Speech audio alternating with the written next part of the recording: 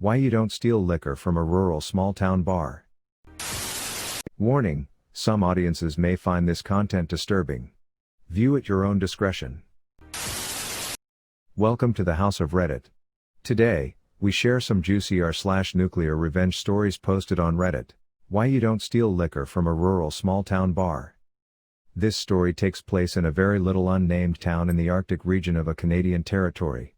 A pretty generalized location, but rules are rules, so that's as much as I am willing to provide. It's important to understand that, especially a few decades back, laws up here were pretty loose when it came to dealing with one's own problems without involving authorities.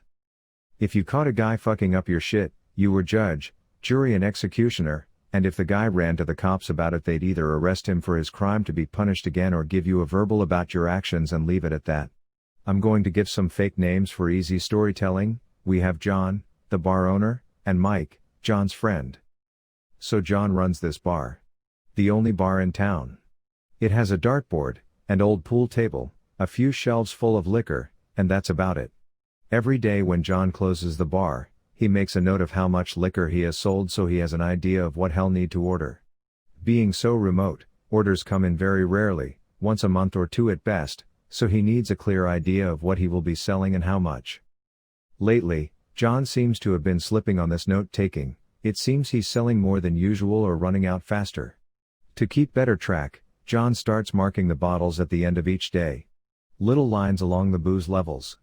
It quickly becomes clear that several bottles seem to have less liquor in the mornings as they did the night before, with some being barely below the line and others being an obvious few ounces short.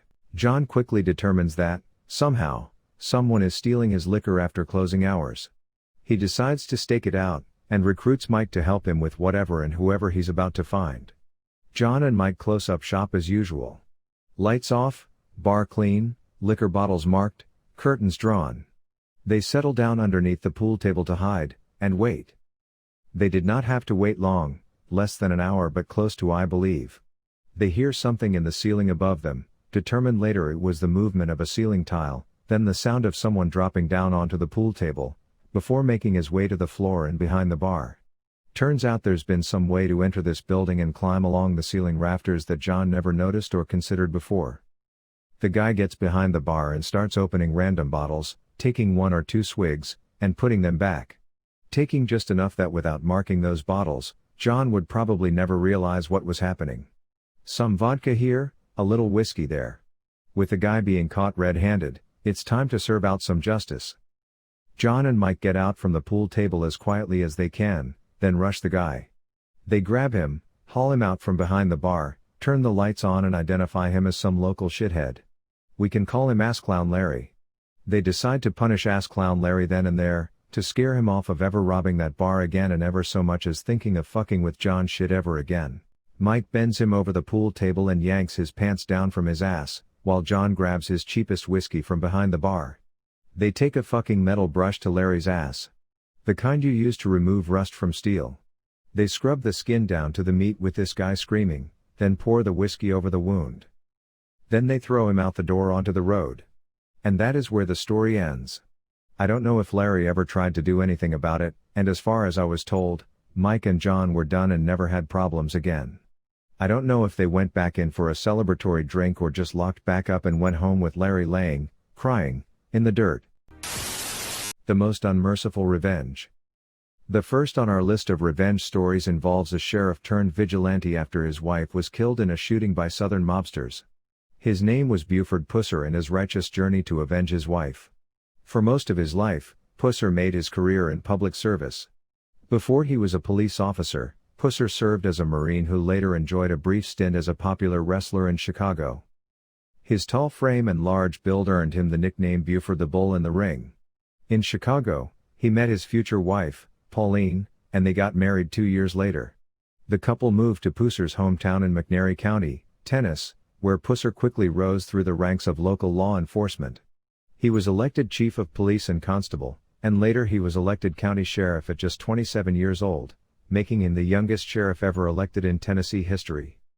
The young sheriff was fearless and wasted no time cracking down on mafia activity, concentrating on the state border between Tennessee and Mississippi, which was controlled by two separate gangs, the Dixie Mafia and the State Line Mob. The mob gangs made a lot of money off their illegal production of moonshine, so Pusser's crackdown was obviously not appreciated. By 1967, Pusser had survived countless assassination attempts, killing several of the hitmen who tried to take him out. He was a local hero to the public, but he became a prime target for the increasingly desperate mob. Things changed forever on August 12, 1967, when his wife, Pauline, decided on a whim to accompany him to investigate a roadside disturbance. A car pulled up alongside theirs and suddenly opened fire. Although Nix never saw justice for Pauline Pusser's murder, though he was later sentenced to life in prison for ordering the murder of a Mississippi Circuit Court judge, the other assassins involved in the murder of Pusser's wife mysteriously dropped dead one by one. Rumors circulated that Pusser had organized hits on the mafia members to avenge his wife. But because there was no evidence to tie him to the deaths personally, and possibly because nobody was going to prosecute Pusser for avenging his murdered wife, Pusser was never charged for the killing. Pick your battles a little more carefully. So basically, I moved into a 2BD apartment 2 months ago with Sarah and Jessica, names changed. Now, Sarah is on the lease, Jessica is Sarah's girlfriend and isn't on the lease. I pay 50%, Sarah pays 25% and Jessica pays 25% of rent. Not my ideal situation, but I was desperate for roommates at the time. Fast forward 2 months, they're enormous slobs who never do anything, so I clean up after them all the time. I vacuum the living room, mop the kitchen, do dishes, etc. I buy most of the shared groceries and household items like TP, which the two of them plow through really quickly. Sarah has a cat in the apartment which is unauthorized, and regularly has an unauthorized dog here too. Their rent is paid late and utilities on the last possible day. Also, the girls smoke copious amounts of weed, and while I don't care, I ask them to be respectful enough to air out the apartment and keep the smoke out of my room. Now last week shit goes south. Sarah and Jessica overheard me bitching about having to clean up after them, and after ignoring me for a few days, sent me a long text about how rude they considered that, etc. So I let out everything that was bothering me, and tell them that if they don't want to live with me, I'll gladly release them from the lease, repay the deposit, and they can go. This causes them to freak out and they tell me, "It's 2 against 1, we will force you to move." Oh hell no. I blocked them on all forms of social media and means of communication. The next day, I went down to the apartment managers and reported the 2 unauthorized pets and the unauthorized occupant. Written notices were given. Sarah and Jessica threw them straight in the trash. I returned from a 4-day stay at my dad's and go straight to report the unauthorized occupant Jessica, who has already once been asked to leave, and both unauthorized pets which were supposed to be gone by now. Well, at this point Sarah and Jessica are getting pissed off. Jessica screams obscenities at me anytime I enter or leave my bedroom. Twice she spent a half-hour period pounding on my door and the walls of my room. She taunts me through the door trying to get me to open up. All of this is being quietly recorded on my phone while I still haven't said a word. So yesterday, I went back down to the office to finish securing my new apartment and to report more violations. When I came home, the chain lock was locked, so I had no way to get in. This is what I had been waiting for. Jessica taunts me again, on video, and then slaps my hat off my head, hitting me square in the forehead with the back of her hand. Bingo! The revenge. I call the cops, rat Sarah and Jessica out for being druggies, get all their paraphernalia confiscated, and get a police report for battery. Come Monday, I'll be on my way to the prosecutor's office to press charges. The apartment managers will also be getting a copy of this report. Also, tomorrow is the last day to pay rent before it's late. Sarah and Jessica disappeared early this morning. If they don't pay rent, I'm gonna get them on the abandonment clause, finally get them evicted, and have the locks change. All before I move out tomorrow. It's 2 against 1? Think again. The time my dad's friends crushed a guy's hands for harming me. My dad has earned a lot of respect in our local area as he will always help his friends with anything they need, so without exaggeration there are a fairly large number of regulars at our local pub that would happily do the same for him. And I mean it, as they would most likely happily go to prison to look after my parent, my sister and me. Anyways, I do a lot of walking, both when home and at uni, and I was walking through our local park at home and I noticed someone following me. Basically I'm more or less bricking it as I'm not willing to get my phone out in case he takes it, and I'm in the least populated area of the park where we are the only 2 people. I decide to speed up so that hopefully more people will act as a deterrent. The guy starts talking bullshit to me saying he needs help as his brother got stabbed. I knew he was talking rubbish as he was perfectly calm and relaxed, and I walked past him 2 minutes ago chatting with his mate. I tell him to leave me alone and he kicks out at me, taking my legs away and making me basically land with my full weight on my left knee. God, that hurt when my adrenaline ran out. I got up because I didn't want to be kicked to a pulp and made my way over to a dog walker who had just entered this area of the park. He allowed me to get to the cafe where I called my sister. She and my mum come pick me up from there and took me home.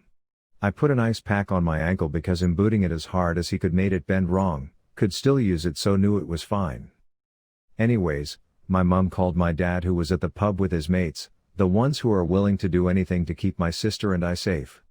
My mum relayed a very basic description from me to him, and not long later he was home due to worry.